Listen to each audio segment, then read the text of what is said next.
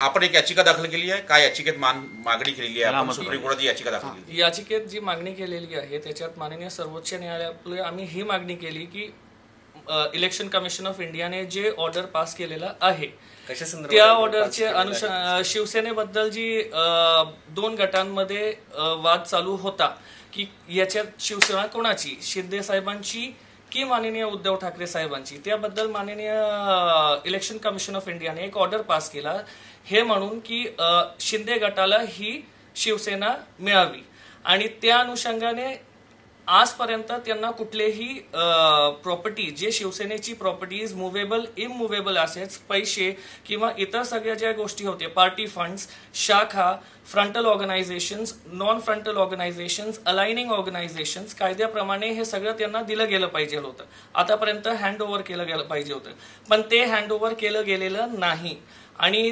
त्याबद्दल अशी एक याचिका माननीय उद्धवजींकडून ऑलरेडी माननीय सर्वोच्च न्यायालयात दाखल आहे आणि आम्ही रजिस्ट्री पुढे ही मागणी करतोय की ह्या माझी याचिका व त्या याचिका दोघाही एकत्र ऐकण्यात यावे माननीय उच्च न्यायालयापुढे आणि जेणेकरून जे काही फायनल डिसिजन होईल की शिवसेना कुणाची त्यानंतर हे सगळं जे काही प्रिझ्युमिंग माननीय शिंदे साहेबांना जर काही अपहेल्ड केलं ऑर्डर आणि अशी शिवसेना त्यांचीच आहे म्हणून सांगण्यात आलं तर त्यावेळी त्यांना तिथपर्यंत सगळ्या काही गोष्टी दिल्या गेल्या पाहिजे. दुसरी गोष्ट, तिथपर्यंत कुठलेही मॉनेटरी ट्रान्झॅक्शन्स पार्टीचे झाले नाही पाहिजे. तिथपर्यंत कुठलीही पार्टीचे मुव्हेबल इममुव्हेबल ॲसेट्स हे एलिनेट नाही केले पाहिजे. यासाठी आम्ही स्टेचीही मागणी करतोय, त्यांना रिस्ट्रेन करावं की कुठलेही पॉलिटिकल पार्टी फंड्स किंवा मुव्हेबल इममुव्हेबल ॲसेट्स हे कुठेही ट्रान्सफर करू नयेत म्हणून.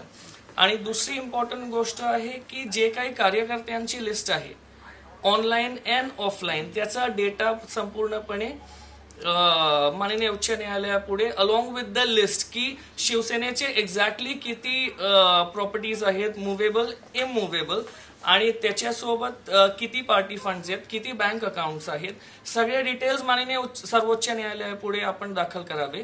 त्यानंतर माननीय सर्वोच्च न्यायालय जे निर्णय घेईल ते सगळ्यांना. इलेक्शन कमिशनची जी ऑर्डर आहे त्याच्यामध्ये याचा कसलाही उल्लेख नाही. स्पेसिफिकली इलेक्शन कमिशनच्या ऑर्डरमध्ये तसा उल्लेख नाहीये, ही गोष्ट मी मान्य करू शकतो. पण एंड ऑफ द डे जो कायदा आहे त्या कायद्याप्रमाणे जसं पार्टी रजिस्ट्रेशन रूल्स आहेत, रिप्रेझेंटेशन ऑफ पीपल्स ऍक्ट आहे, त्याप्रमाणे तुम्हाला पार्टी हेडक्वार्टर लागतो आणि शिवसेना भवन माझ्या माहितीप्रमाणे हे पार्टी हेडक्वार्टर होतं शिवसेनेचं. तर या अनुषंगाने आता हे सगळं जे काही चालू आहे तर शेवटी आज up till the election commission order is into existence आजपर्यंत त्या ऑर्डरला कुठेही स्टे नाही दिलेला आहे. तर स्टे नसल्यामुळे न्यायालयात स्टे नसल्यामुळे आज त्या पार्टीचे अध्यक्ष सध्या परिस्थिती माननीय शिंदे साहेब आहेत आणि जर ते असतील तर त्या पार्टीचं हेडक्वार्टर कुठे आहे. पण महत्त्वाचं म्हणजे काय काय कशाचा उल्लेख केलाय ते जरा सांगा. तुम्ही कशाची मागणी केली? शिवसेना भवन मागितलेलं आहे. आपल्याला सांगितलं की मी सगळे जे काही मुव्हेबल इममुव्हेबल ऍसेट्स आहेत जसे उदाहरणार्थ जसं शिवसेना भवन, फ्रंटल ऑर्गनायझेशन्स आहेत त्याचे शाखा किंवा इतर गोष्टी जे असतील त्या सगळ्या गोष्टी एलिनेट होऊ नये, सध्या त्या गोष्टीला स्टे मिळावा. दुसरी इम्पॉर्टंट गोष्ट की जे काही माननीय सर्वोच्च न्यायालय ठरवेल की समजा उद्या शिंदे साहेबांना अध्यक्ष पद म्हणून कायम राहिलं माननीय सर्वोच्च न्यायालयाच्या आदेशान्वये तर हे सगळं जे काही आहे हे सगळं नवीन अध्यक्षांना ताबडतोब स्वरूपात वर्ग करावा. तिसरी इम्पॉर्टंट गोष्ट तिथपर्यंत हे सगळं काही कोर्ट रिसिव्हर अपॉइंट करून त्याच्यावर स्टे असावं, जे नाही करून हे पुढे कुणीही म्हणजे एक्सपेक्टेड असं असतं. काही लोकांचे उद्धव ठाकरे गटाचे काही लोकांचे असे स्टेटमेंट्स होते की आम्ही पार्टी फंड्स हे करतोय किंवा काही लोकांचे असे स्टेटमेंट्स किंवा media reports, in fact I will say not statements but media reports असे आले होते की काही पार्टी फंड्स एलिनेट होण्याची शक्यता आहे. तर ती शक्यता जी आहे ती आय डू नॉट नो की एक्झॅक्टली काय झालेलं आहे, but end of the day जे काही असेल त्या गोष्टीला स्टे द्यावा. कुठलीही प्रॉपर्टी, पार्टी फंड्स किंवा शाखा किंवा कुठल्याही गोष्टी.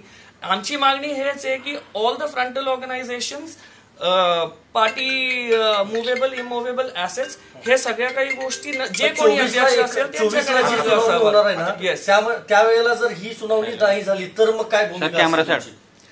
आम्ही तर रिक्वेस्ट अशीच करू माननीय सर्वोच्च न्यायालयाला की आमची ही सोबत सुनावणी करा, कारण हे सिमिलर मॅटर आहे, सेम कॉज ऑफ ऍक्शनशी अराईज झालेले मॅटर्स आहेत. आणि इलेक्शन कमिशनच्या ऑर्डरच्या नंतरच हे दोघं, माननीय उद्धवजींनी सुद्धा हा एक पेटिशन फाईल केलाय, मीही त्या बाबतीत एक पेटिशन फाईल केलाय, तर दोघंही क्लब करावे. म्हणून शेवटी तर माझी मागणी हीच असेल, पण एंड ऑफ द डे ते तर माननीय आपण ही याचिका दाखल केली आहे, या मागची भूमिका काय? कारण की आपण म्हणताय की मी एक वकील आहे आणि वकिलाच्या नात्याने ही भूमिका, शिंदे गटामार्फत याचिका आहे, शिंदे गटाची याचिका आहे का? मुळीच नाही. याचं कारण असं आहे, मी तुम्हाला सांगतो, मी कुठल्याही पॉलिटिकल पार्टीशी असोसिएटेड नाही, ही गोष्ट स्पष्ट करतो तुम्हाला. दुसरी इम्पॉर्टंट गोष्ट अशी आहे की शिंदे गटातर्फे ही याचिका का नाहीये, याचं कारण हे की मी एक जसं वकील आहे त्यासोबत एक वोटर सुद्धा आहे, मी महाराष्ट्राचा नागरिक आहे. जे कुठल्याही पॉलिटिकल पार्टीज तिथे आहेत, जे कोणी, it may be NCP, Shiv Sena, Congress, BJP, कोणी असतील, त्या सगळ्यांचा वोटर आहे मी. म्हणून मी त्या अनुषंगाने हे इंटरव्हेन्शन म्हणून करतायत. पण तुम्ही शिंदेची बाजू घेतायत असं नाही दिसत का? शिंदेची बाजू नाही, मी कायद्याची बाजू घेतोय, मी कुणाचीही बाजू घेत नाही. मी आपल्या स्टेटमेंटमध्ये आताही हीच गोष्ट बोललो की माननीय सर्वोच्च न्यायालय जे ठरवतील, उद्या जर का उद्धवजींना दिली तर ते सगळं त्यांच्याकडे राहील. आणि उद्या जर का माननीय सर्वोच्च न्यायालयांनी सांगितलं की नाही शिंदे साहेब असतील इलेक्शन कमिशनच्या ऑर्डर प्रमाणे, तर मग हे सगळं शिंदे साहेबांकडे जाईल. पण एंड ऑफ द डे ते ताबडतोबरित्या स्थगिती तर देणं गरजेचं आहे ना. ओके, पण या सगळ्या संदर्भात तुम्ही मुंबई हायकोर्टात न जाता थेट उच्च न्यायालय, सर्वोच्च न्यायालय, याचं कारण असं आहे की ऑलरेडी उद्धवजी साहेब कडून ही इलेक्शन कमिशनला जे ऑर्डर झालं त्याच्यानंतर त्यांनी हे ते पेटिशन फाईल केलेली आहे माननीय सर्वोच्च न्यायालयात. त्याच्यामुळे परत माझं जर का हायकोर्टला पेटिशन फाईल झालं असतं तर तिथे काही डिस्क्रिपन्सी ऑफ ऑर्डर्स होण्याची शक्यता होती. त्याच्यामुळे मी सर्वोच्च न्यायालयापुढे सरळ आलो. एक मुद्दा हा आहे, त्यातल्या अनेक प्रॉपर्टीज ज्या आहेत ते वेगवेगळ्या व्यक्तींच्या नावावर आहे, फक्त बोर्ड शिवसेनेचा होता, त्याच्यावरती पण तुम्ही क्लेम केलाय? अनेक व्यक्तींच्या नावी आहे. मी हे म्हटलंय की जे काही असेल, तत्कालीन जे अध्यक्ष होते, तत्कालीन अध्यक्ष जे होते त्यांना माझ्यापेक्षा नक्कीच जास्त चांगलं माहिती असेल. आणि त्यांनाच मी सांगतोय की आपण सगळी लिस्ट माननीय सर्वोच्च न्यायालयापुढे सबमिट करावी. आता तुम्ही शिवसेना भवनाची मागणी केली आहे, त्या ठाकरे गटाकडचं म्हणणं असं आहे की शिवसेना भवन हे शिवाय ट्रस्टच्या नावावरती आहे, ते शिवसेनेचं नाही. तुम्ही म्हणता तिथून ते कारभार चालत होता, तर तुम्ही frontal and non frontal organisations, शिवसेनेशी निगडीत जेवढेही frontal and non frontal organisations, आता शिवाई ट्रस्ट आहे, हे trust can be a frontal organisation of Shiv Sena. Samna is also frontal organization. Yes. So in that situation, whatever the frontal organizations will be, ते सगळे तिथे जे कोणी अध्यक्ष असतील त्यांच्याकडे येतील. मातोश्रीवरून पण बराच कारभार शिवसेनेचा चालत, त्याच्यावरती पण साहेब, मातोश्री हा रेसिडेन्शियल जागा आहे उद्धवजी ठाकरेंची, आणि त्या बाबतीत मी किंवा कुणीही काही सांगू शकत नाही, कारण आणि as per the record also it is a residential premises. 24 तारखेला तुमची भूमिका काय असणार आहे? 24 तारखेला माझी भूमिका, आता मी तर विनंती जी करतोय रजिस्ट्रीला, माननीय सर्वोच्च न्यायालयात रजिस्ट्रीला की हे क्लब करावं, तर जर क्लब झालंच तर मग पुढे आम्ही मॅटर चालू. नाही, मग ही जी याचिका आता जी दाखल करण्यात आली आहे त्याच्यावर जर सुनावणी झाली तर तुम्ही कुठल्या आधारे यावर मग युक्तिवाद करणार आहात? काय तुमच्याकडे आधार आहे? कारण तुम्ही म्हणताय शिंदे गटामार्फत ही याचिका नाहीच, पण ठाकरे गटाकडून ती जी संपत्ती आहे ती शिंदेना द्यावी ही देखील मागणी आहे. मी फक्त इलेक्शन कमिशनने जे ऑर्डर केलंय त्या आधारे सगळं पुढे जातोय कायद्याच्या अनुषंगाने.